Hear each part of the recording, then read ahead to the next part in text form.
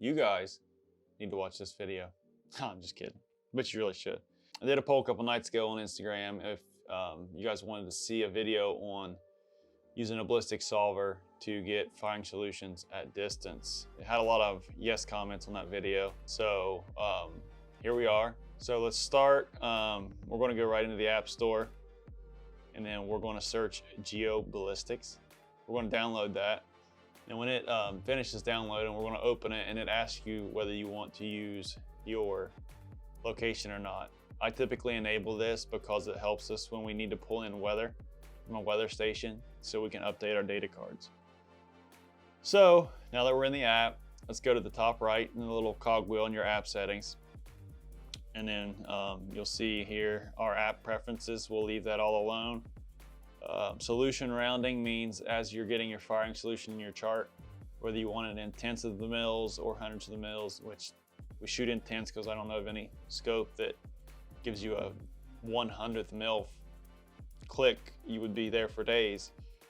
So anyways, ballistic preferences, we'll leave that all the same. Mobile sensors, we won't touch. Chart increments, I like to move that to 25. Distance units, yards, meters, whatever you like to use. Profile units will be in inches and feet a second.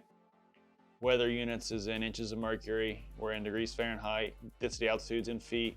And wind speed is in miles an hour. This is pretty basic. From there, we'll go back, and then we'll go down to the bottom left, and we'll click on the little reticle, which brings us into our rifles page. From here, we'll click the little chevron, the little 3 dots, and we'll hit edit. So we're going to edit this default rifle. We're going to give our rifle a name. We'll use the 16-inch Noveski. And from there, we'll start our bullet input. And from here, you can click the pen in the paper and manually input your caliber, your weight, your bullet length, and your BC, as well as what drag model you're using. For the most part, we'll always be using G7 for anything long range. What I like to do is I like to go into the magnifying glass in the paper. It brings us into the bullet library that GeoBallistics has stored for us. We'll select our cartridge, which is 223 Remington. Then we'll select our bullet weight. And for this case, we're using 77 grain Match Kings. So we'll go down and hit 77 grain, and then our library will pull in everything it has for 77 grains in 223 Remington. We'll scroll down, and we'll find our Sierra Match King Litz, which is generally a G7 drag model. The ones that don't have anything in parentheses to the outside of them are generally your G1s, and you'll see the ones that have the G7. That's what we want to use. So we will click our Litz, and here you'll see it pulls in our caliber, our weight grain, our bullet length, our drag function, and our ballistic coefficient. Okay, we'll scroll down to our rifle setup. Sight height is a pretty easy one. It's bore center line, it's a center of optic. Tape measure it. It doesn't have to be perfect.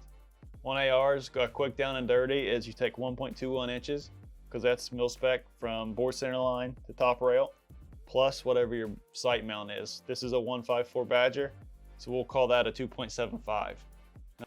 Zero range, 100 yards. Elevation and windage offset.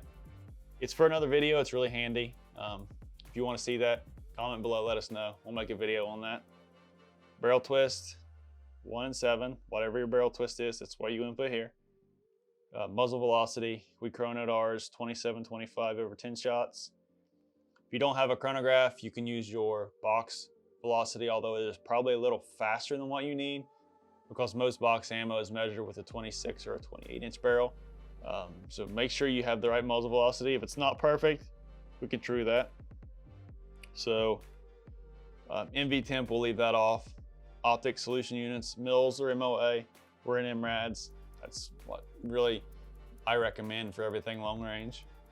Then we'll scroll down. We won't change our overlays because we don't really use them. Muzzle velocity correction, this is what I was talking about.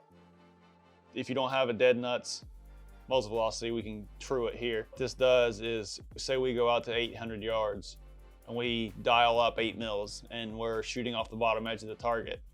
So we dial up to 8.8 to get our hits center mass.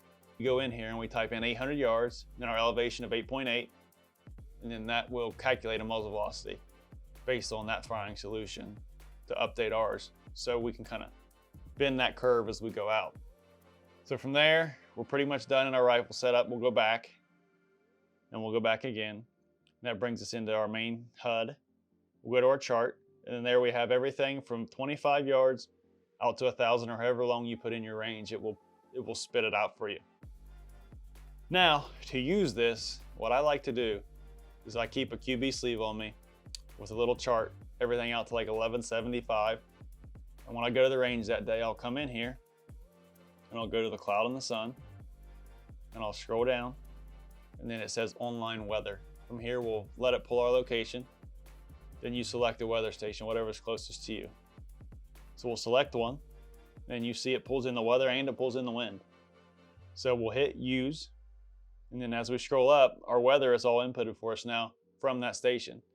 So then we'll go back, and our chart is now updated with the current weather that we just pulled in. And I will compare my chart in my QB sleeve to the chart on my app. And if they match, I won't change it out. But if they're different, I keep a bunch of blanks. I'll pull a blank, I'll fill that out, then I'll put the density altitude on the back. I'll stick that in my QB sleeve. And I keep a library of those, so whenever I pull data and it's different, if I have one that matches, I can just slide it in without filling another one in. We can go into getting our rifle mile an hour, several other things in different videos, but today I just wanted to break down GeoBallistics, setting it up, what those things mean, and how we can use it to get us on the range and get us hitting targets. I hope you guys enjoyed the video. If you do, like, comment, subscribe, hit the bell, you know, the typical rig and row that we see on every YouTube video.